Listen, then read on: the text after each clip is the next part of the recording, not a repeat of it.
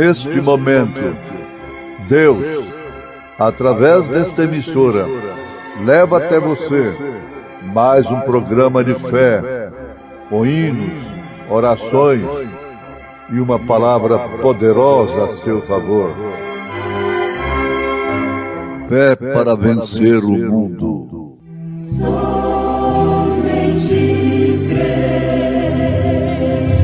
somente crer, tudo é possível, somente crer, somente crer, somente crer, tudo é possível, somente crer.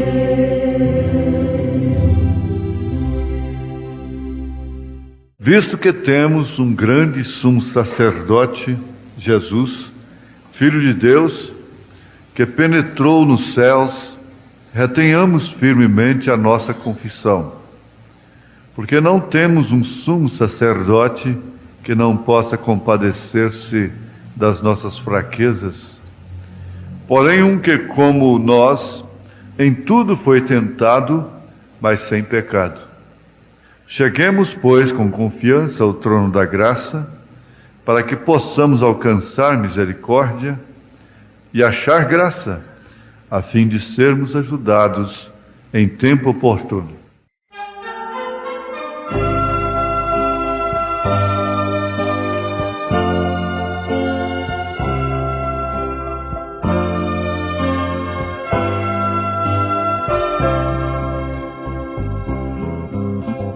Senhor, atende a minha oração.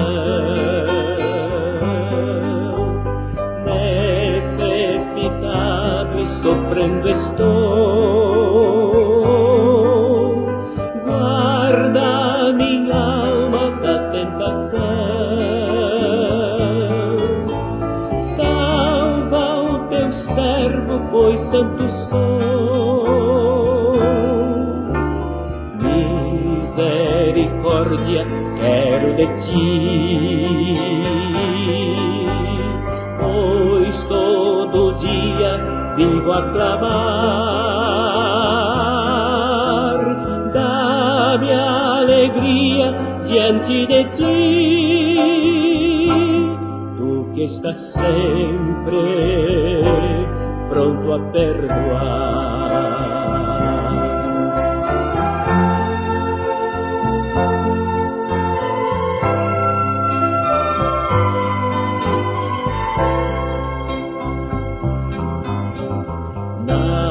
Minha angústia te buscarei,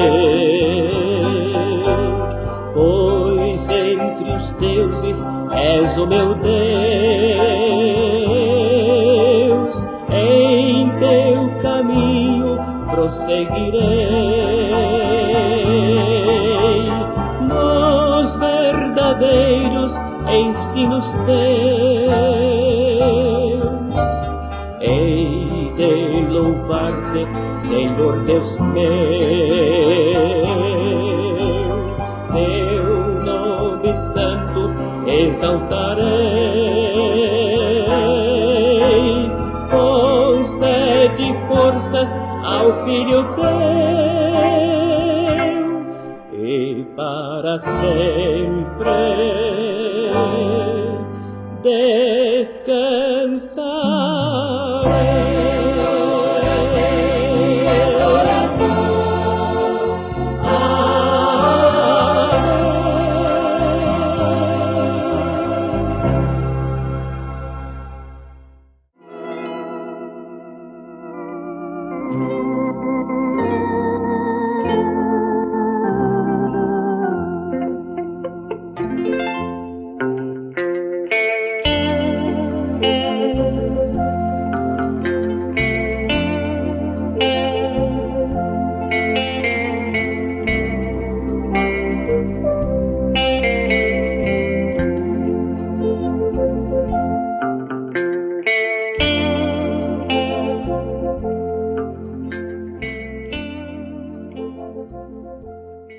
Ouvintes, a Bíblia Sagrada é escrita de uma forma tão importante, tão profunda e tão simples, que somente os simples podem conhecê-la, recebê-la em sua essência.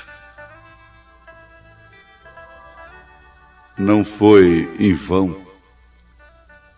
não foi por acaso que Jesus Cristo levantou os seus olhos aos céus e exclamou, parece mais como uma gratidão profunda, uma das maiores gratidões que Jesus teve aqui na terra. E o profeta Isaías profetizou, ele vê o trabalho de sua alma e fica satisfeito, fica agradecido. Não tem nenhuma pessoa que esteja satisfeita que também não esteja agradecida. Sempre quando alguém se satisfaz, é porque alguém correspondeu, é porque alguém ajudou, é porque alguém cooperou. Então, numa gratidão, quero dizer, a maior delas, graças te dou, ó Pai, Senhor dos céus e da terra, porque escondestes estas coisas aos sábios e entendidos e as revelastes aos pequeninos. Parece que Jesus discriminou os sábios, os entendidos. Paulo, na sua primeira carta aos Coríntios, capítulo 1, discrimina, é assim? A Bíblia olhada fora desta revelação pela qual Jesus agradeceu, discrimina a mulher, discrimina as cores, as sementes, discrimina o pobre do rico. Isto quer dizer, discrimina o rico, discrimina o sábio. São Paulo diz ali que são poucos os sábios deste mundo que são salvos. Poucos. E quando João Batista mandou os seus discípulos a Jesus, na sua hora em que ele estava numa agonia profunda lá na cadeia, porque toda a unção havia saído dele, ele havia se diminuído e Jesus crescido, e toda a plenitude da divindade estava em Jesus. Então ele enviou discípulos a Jesus, perguntando para ele se ele era realmente o Cristo. Ora, poucos dias antes, João havia apontado para Jesus e exclamado: eis o Cordeiro de Deus que tira o pecado do mundo. Agora manda seus discípulos perguntarem a Jesus se realmente ele era o Cristo, se ele era realmente o Cordeiro de Deus. Mas vamos para a resposta de Jesus. Jesus disse, respondendo: vocês voltem lá e digam para João que os cegos enxergam, os coxos andam, os paralíticos, os mortos são ressuscitados, as maravilhas são feitas que o Messias faria, e o Evangelho é anunciado aos pobres. No chamado Sermão da Montanha, ele diz: bem-aventurados pobres de espírito, porque deles é o reino dos céus. O Filho de Deus, o eleito, nunca é um esperto, muito embora interpretado assim pela sabedoria que Deus lhe dá. João teve essa experiência, meu irmão, voltando um pouquinho a João Batista. É aquele negócio, você prega sob a unção do Espírito Santo lá no púlpito, depois você tem que desfazer aquilo que você próprio pregou. Quando as pessoas vêm te pedir satisfação, você tem que botar um azeitinho daqui e outro dali. É um perigo isso para aqueles que cogitam, que especulam, que pedem explicações. Mas João estava claro, havia se diminuído, por isso ele fez a interrogação. Quando ele estava na plenitude do Espírito, ele não teve interrogação. E agora, vamos um pouco adiante, lá com o anjo e Maria, a Virgem Maria. O anjo disse para ela, a respeito de Jesus: ele será forte e assentar-se-á no trono de Davi. Eu gosto muito disso, eu gosto muito desta passagem. Por quê?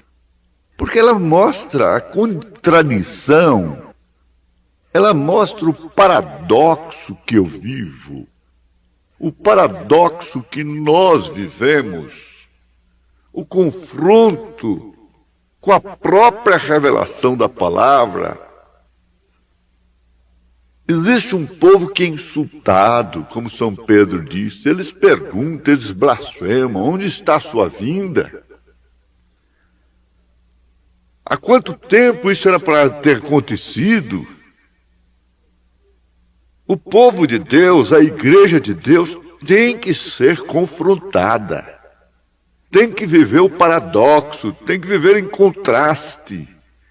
Assim foi Abraão desde que ele recebeu a promessa de Elohim. Agora, pense nisto.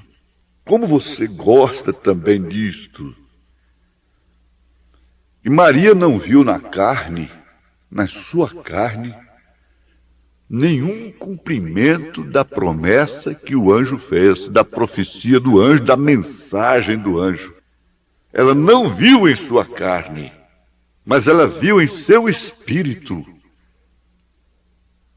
Isso não foi escondido a ela, por isso ela não se escandalizou com a mensagem. Ao invés de ver seu filho no trono de Davi, ela o viu no Calvário, na cruz, derrotado. Foi isso que ela viu na carne, na razão. Essa razão que nós usamos para murmurar, para conspirar, para inquirir, para questionar mensagens do Espírito Santo no púlpito.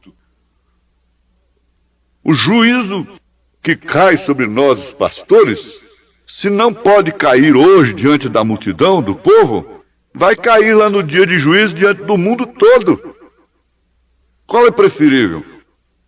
Recebemos o juízo aqui, uma mensagem que exorta, que redargua diante da igreja, ou sermos terrivelmente repreendidos diante do trono branco?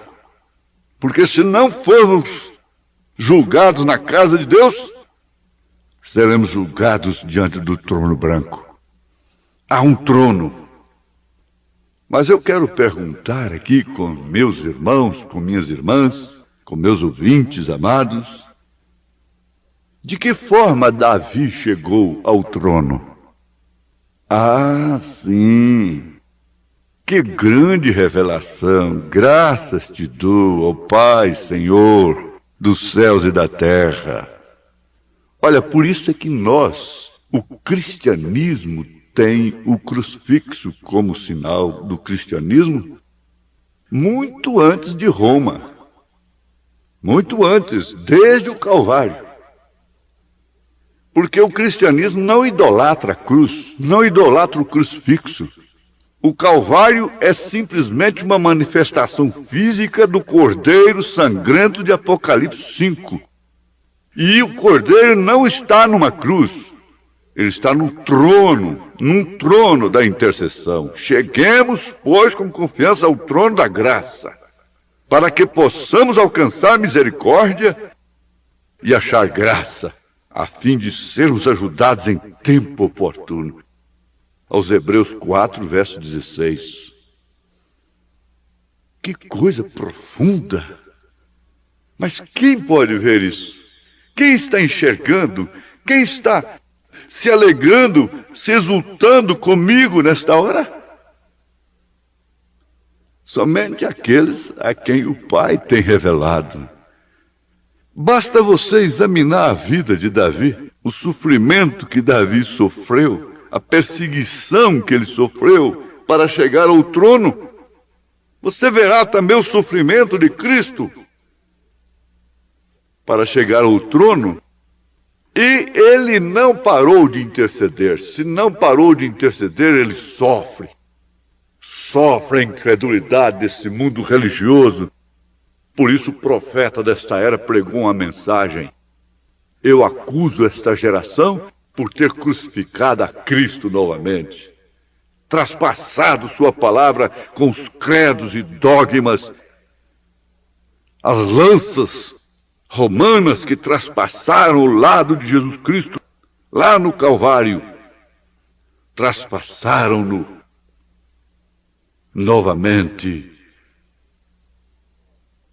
com seus credos e seus dogmas, nascidos em Niceia e não em Jerusalém. Batismos, 3 pessoas distintas, tudo é lança de Niceia, que traspassa a palavra. Nós temos um trono, não uma cruz. Nós temos um cordeiro sangrento no trono, não um Jesus de sexta-feira, de ano em ano, sexta-feira da paixão. Você deve se chegar a ele agora, porque ele já venceu a morte. Por nós, por mim, por você. A morte não é outra coisa senão o pecado. O pecado não é outra coisa senão a morte. Morte faz separação entre o homem e Deus. Venceu a morte. Houve um que morreu por meus crimes na cruz, ainda indigno e vil como sou. Sou feliz, pois seu sangue verteu meu Jesus, e com estes meus crimes levou. Meus pecados levou na cruz onde morreu o sublime e meigo Jesus. Os despreços sofreu, a minha alma salvou e mudou minhas trevas em luz.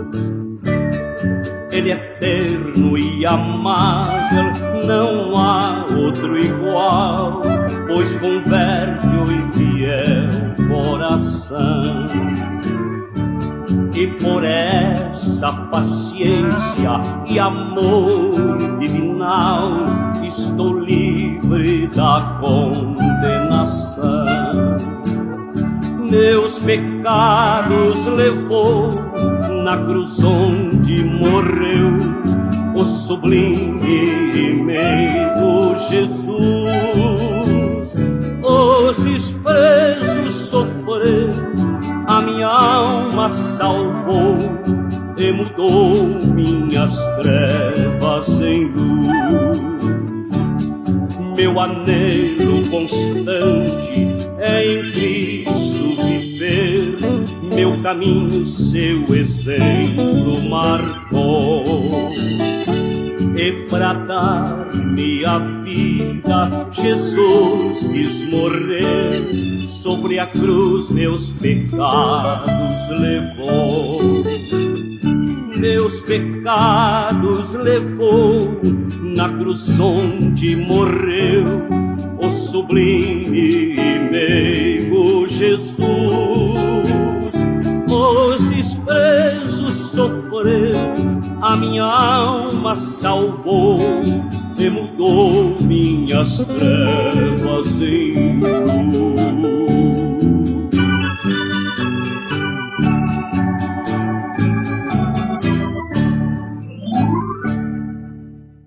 Você, como todo cristão, também tem que se assentar no trono.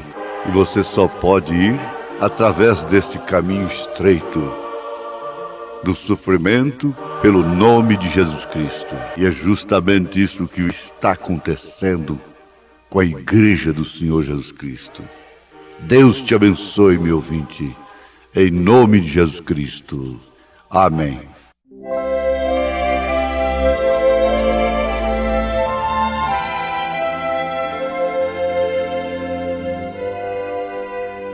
Sendo remido por Cristo na cruz, vivo contente no reino da luz, cheio da graça que vem de Jesus. Cada momento o Senhor me conduz, cada momento me guia ao Senhor, cada momento dispensa favor. Sua presença me outorga vigor, cada momento sou teu, ó Senhor.